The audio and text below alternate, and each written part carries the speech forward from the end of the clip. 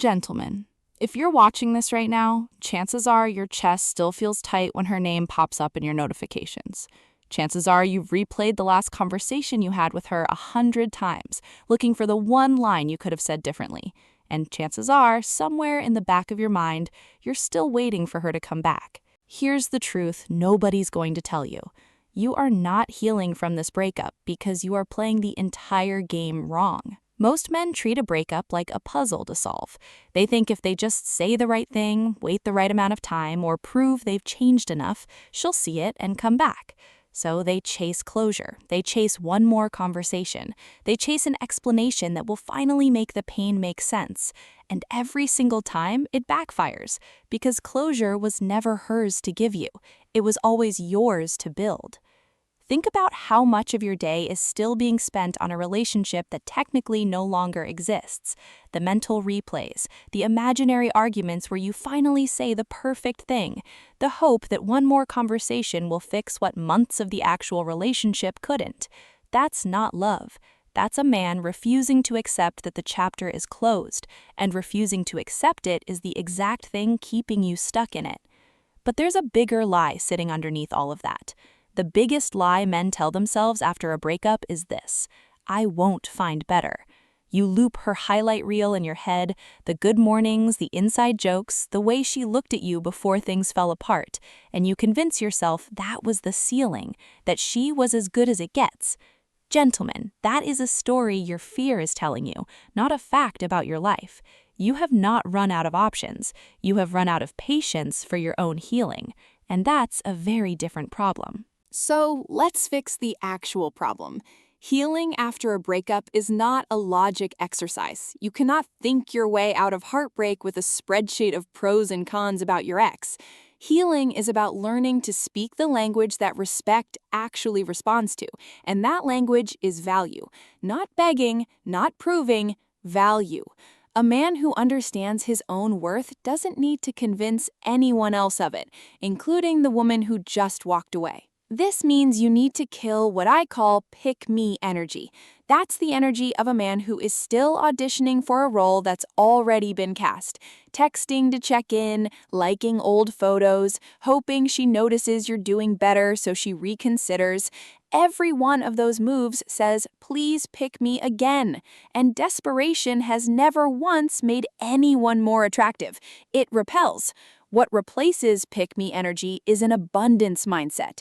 Not the fake kind where you post gym selfies and pretend you're fine. Real abundance is the quiet internal knowing that your life has room for more good things, more good people, and more good love, with or without her in it. That mindset isn't something you fake until it works. It's something you build through specific, deliberate action.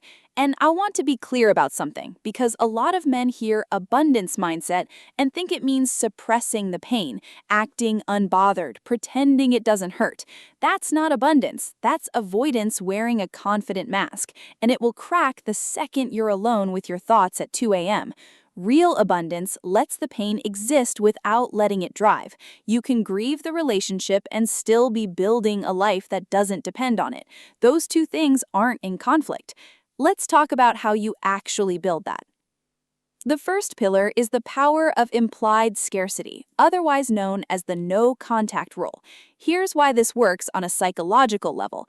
Human beings assign value based on availability. The moment you are constantly available, constantly reachable, constantly reacting to her every move, you become predictable, and predictable things lose their pull. No contact isn't a punishment, and it isn't a manipulation tactic. It is you removing yourself from the equation long enough for your absence to speak louder than your presence ever did. While you're focused on begging for her attention, you're invisible. The second you go quiet and focus entirely on yourself, you become the unknown variable again. That unknown variable is where your value lives. The second pillar is the reward system. Right now, without realizing it, you're rewarding her. Every text you send when you said you wouldn't, every late-night scroll through her page, every moment you give her your energy is a reward you're handing her for doing nothing. Meanwhile, you're not rewarding the one person who's actually earning it, which is you. Flip the system. Every day you stay in no contact is a rep. Every workout you finish, every page you read, every version of yourself you rebuild is a rep. Start tracking those instead of tracking her Instagram activity. Your brain, like anyone's, moves toward what gets reinforced. Reinforce your own growth, and your own growth is what will start to grow. The third pillar is subconscious persuasion. You don't have to convince anyone that you're moving on. If you're actually doing the work, building a body you're proud of, a schedule that has direction, friendships that add to your life, it shows without a single word. People read energy before they read explanations. When you walk into a room as a man who is clearly building something, that communicates more than any paragraph you could send her ever would. And here's the part most men miss. This isn't about performing for her.